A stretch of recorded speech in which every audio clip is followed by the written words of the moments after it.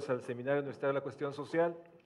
Me ha pedido el doctor Rolando Cordera que modere esta sesión, ya que no se encuentra aquí en Ciudad Universitaria, pero igualmente da muchísimo gusto recibir al doctor Pedro Flores Crespo, quien será nuestro ponente, en la misma dinámica que hemos tenido. Nuestro invitado, profesor investigador de la Facultad de Ciencias Políticas y Sociales de la Universidad Autónoma de Querétaro y coordinador de la maestría en Ciencias Sociales de esta Casa de Estudios, dispondrá de cerca de una hora, 50 minutos, para a partir de las 7, abrir la reflexión, discusión, comentarios, con la costumbre del SUCS de terminar a las 8 en punto el seminario.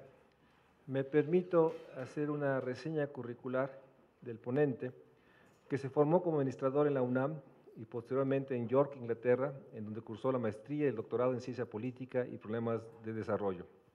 Es miembro del SNI y mantiene semanalmente la columna Universidad Crítica en el suplemento Campus del periódico Milenio.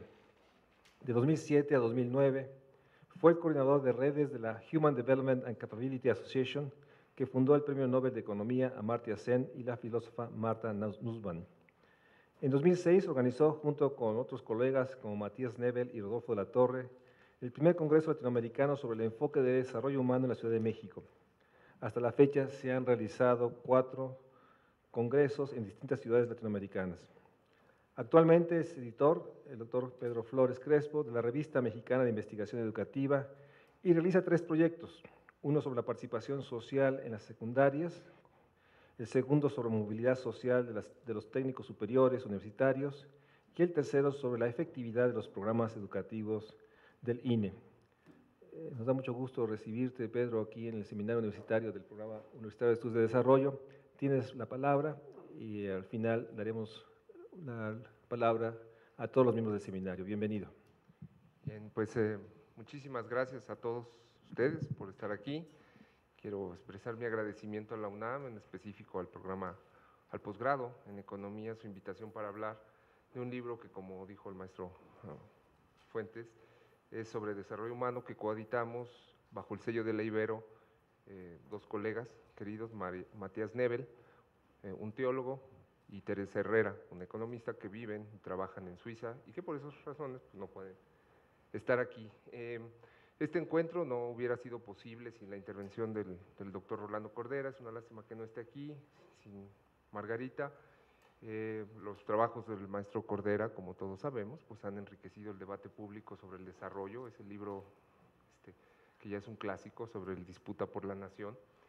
Y es un honor compartir este espacio con Mario Luis Fuentes, a quien lo vemos seguido en Canal 11 con su programa de México Social, y es coordinador de la especialidad en desarrollo social en esta casa de estudios. Yo quisiera empezar, perdonen que lo haga así, pero creo que en un seminario que trata de analizar cómo se pueden ampliar las oportunidades para que los seres humanos logren sus potencialidades y vivan una vida digna, creo que uno no puede quedarse callado y dejar de manifestar pues, la indignación que produjeron los hechos en Ayotzinapa.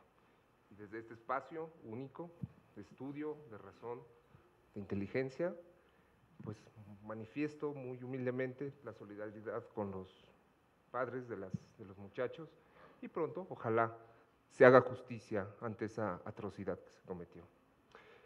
He dividido mi presentación en 2 partes principales. En la primera hablaré del enfoque de desarrollo humano y trataré de exponer sus bases filosóficas, mostrar muy brevemente y superficialmente sus aplicaciones empíricas y tratar de identificar sus limitaciones.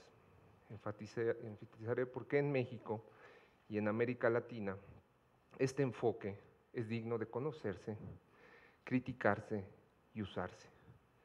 En segundo lugar, hablaré más del libro, que lo tenemos aquí a la venta, aquí al frente, de cómo surgió y qué cosas me parece importante resaltar para iniciar nuestra discusión esta tarde. Entonces voy con la primera parte. ¿Cómo surgió el enfoque de las capabilities o de desarrollo humano? Podemos establecer una fecha, 1979, cuando Amartya Sen planteó al medio académico una simple pero complicada pregunta. ¿Qué métrica deben usar los igualitaristas para establecer la medida en que se ha realizado su ideal en una determinada sociedad? Esta pregunta se justificaba porque hasta ese momento los enfoques imperantes para evaluar el bienestar, la calidad de vida o el desarrollo se basaban tanto en el utilitarismo como en el ingreso económico. Los promotores del primero decían que una buena política es aquella que aumenta al máximo el bienestar de cada persona, y la métrica usada era una característica mental que podría ser el placer o la felicidad generados. Sen, junto con otros filósofos, como Bernard Williams, cuestionó el utilitarismo diciendo que si centramos nuestra atención solo en una dimensión subjetiva, las comparaciones interpersonales a través de métodos científicos convencionales serían muy complicadas. Otro de los enfoques imperantes para realizar evaluaciones normativas sobre el avance de una sociedad y de los individuos era el enfoque de la opulencia, el cual está basada en la métrica de los ingresos económicos. Aunque aquí sí podrían hacerse las comparaciones a las que alude Sen, si nos ceñimos a esta perspectiva, la del ingreso, perdemos de vista que este no es un fin en sí mismo, sino solamente un medio para lograr realizaciones de otro tipo. Esto no es nada nuevo, está en la Ética de Nicomaco, de Aristóteles, pero Sen, al estudiar filosofía, lo retoma como un punto importante. ¿Qué alternativa nos queda? ¿Igualdad de qué? ¿De felicidad, de ingresos o de bienes primarios, como los llamó el filósofo político John Rawls? Para Sen, ninguna de estas métricas es adecuada ni suficiente para acercarnos a una idea de justicia, y lo que propone es una métrica, no única, pero una métrica alternativa, llamada capabilidad. Aquí empiezan los problemas del enfoque, los neologismos que siempre es difícil en nuestra lengua traducir. La capabilidad es una libertad, un tipo de libertad. La libertad que una persona realmente tiene para hacer esto o aquello, las cosas que les resulta valioso ser o hacer. Y va un ejemplo para ilustrar esta idea que Sen recurrentemente pone. Pensemos en dos personas, una que desea ponerse en huelga de hambre contra la acción de algún gobierno, y la segunda que no puede comer por no tener trabajo, ingreso o por no ser sujeto de un programa social. En términos del enfoque de desarrollo humano, uno diría que ambas personas están en la misma situación, no comer ni estar bien alimentados, pero uno, el primero, tiene la libertad de elegir no hacerlo, mientras que el otro tiene una condición que es impuesta. El primero eligió de manera voluntaria y razonada no comer, mientras que el segundo no. En este sencillo ejemplo se puede ver lo que Alexander Bertan, que escribe un glosario magnífico que traducimos y pusimos en este libro al final, precisamente para explicar todos estos nuevos términos del enfoque, dice Bertan que aquí se ven dos nociones centrales del bienestar desde la perspectiva del desarrollo humano: la elección razonada y la responsabilidad. Pero quizá ustedes digan, pues qué simple es el enfoque. Para eso estamos aquí, cruzamos la ciudad, ¿no? Con marchas, etcétera, etcétera. En primer lugar, diría que el enfoque de las capabilities no es simple, sino profundamente básico, porque es, a mi juicio, y a lo que dicen los autores, y como lo defienden, cercano a la vida real que cada uno de nosotros vivimos.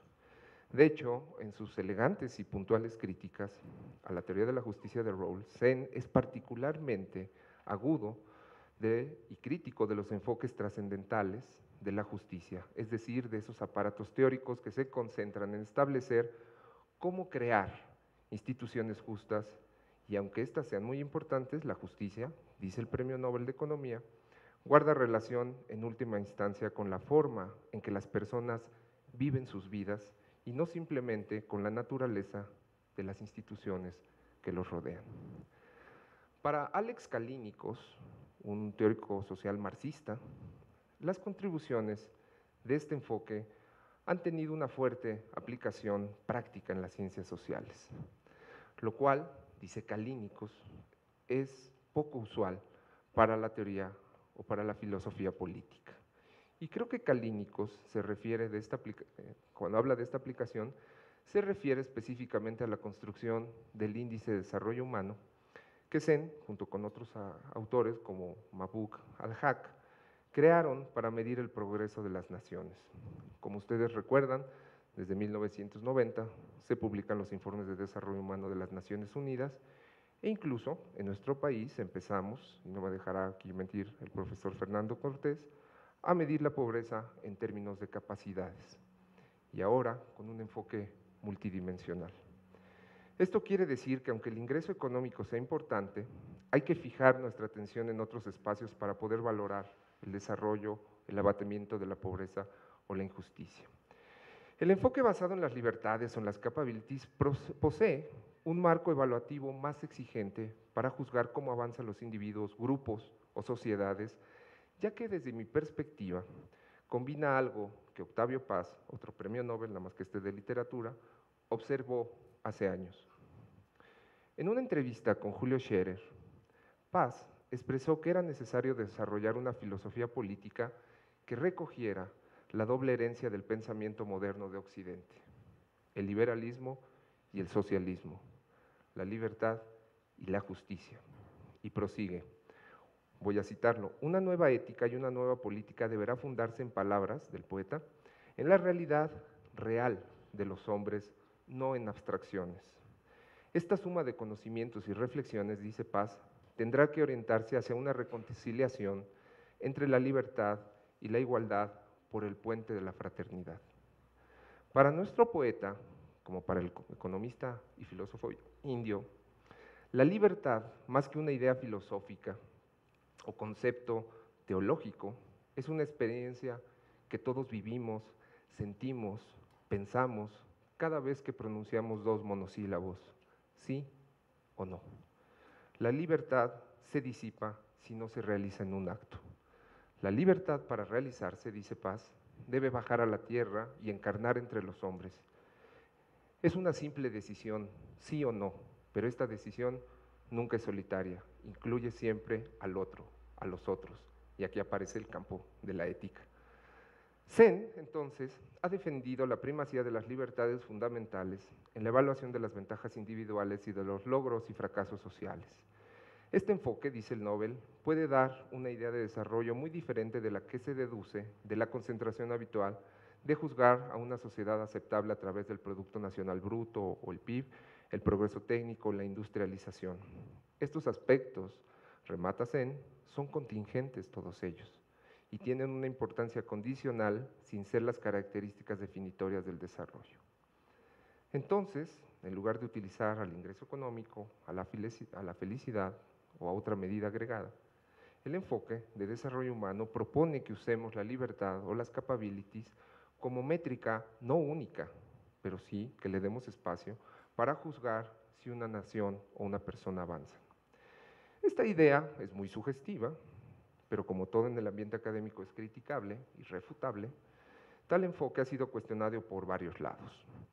En un inicio se decía que era un enfoque que no era operacionalizable, pues ¿cómo se podía medir la libertad? Poco a poco me parece que esta crítica se ha puesto en entredicho. Incluso varios de los textos que se incluyen en este libro, en la tercera parte, muestran diversas aplicaciones. Y en mi caso, por los estudios que he realizado en política educativa, en educación y desarrollo, he podido ver que el enfoque es operacionalizable y potente para el análisis. En el caso de la educación, mencionaría 3 puntos que nos avanza el conocimiento del enfoque de desarrollo humano. Primero, enriquece la teoría del capital humano. Segundo, retoma una visión clásica del humanismo de la educación, pero lo coloca en categorías observables y medibles. Y esto fue una observación no mía, sino del doctor Pablo Latapí. Y segundo, creo que al usar el enfoque de las capabilities o desarrollo humano aplicado a la educación, nos da una idea muchísimo más realista de lo que es la educación o de lo que la educación puede y no puede hacer por los seres humanos. Segundo, El enfoque ha recibido, según parte de las críticas, ha recibido críticas en nuestra región porque se dice que el enfoque ve al individuo como un agente libre para elegir lo que sea, como si fuera un mercado de opciones asequibles y sin restricciones. Y esto no es del todo cierto.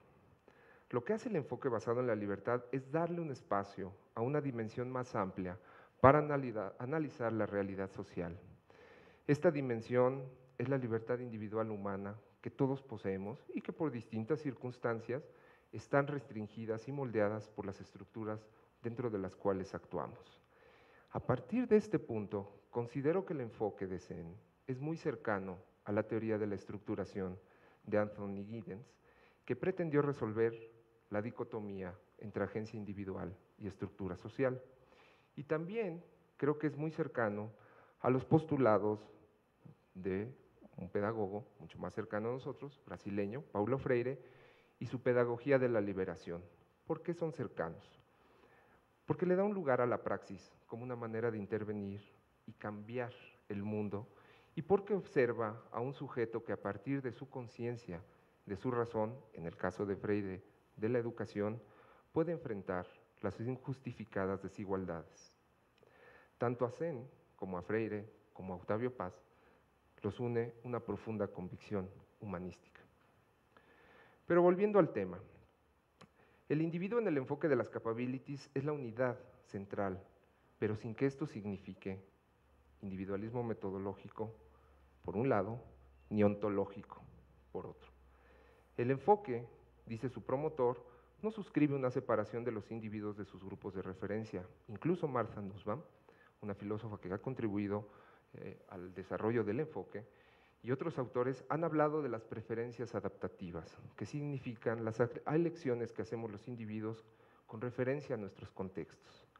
¿Por qué algunos jóvenes, como lo ha demostrado algunos estudios de Patricio Solís, por qué algunos jóvenes de los sectores más desprotegidos eligen opciones educativas de bajo estatus, pudiendo elegir la UNAM? ¿Son tontos?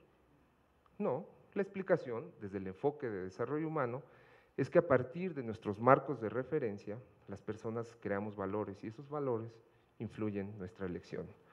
Tanto para Zen como para Nussbaum han observado que estas elecciones pueden cambiar a medida que se amplíen nuestras posibilidades de vida, es decir, si tuviésemos mayores oportunidades en nuestros contextos,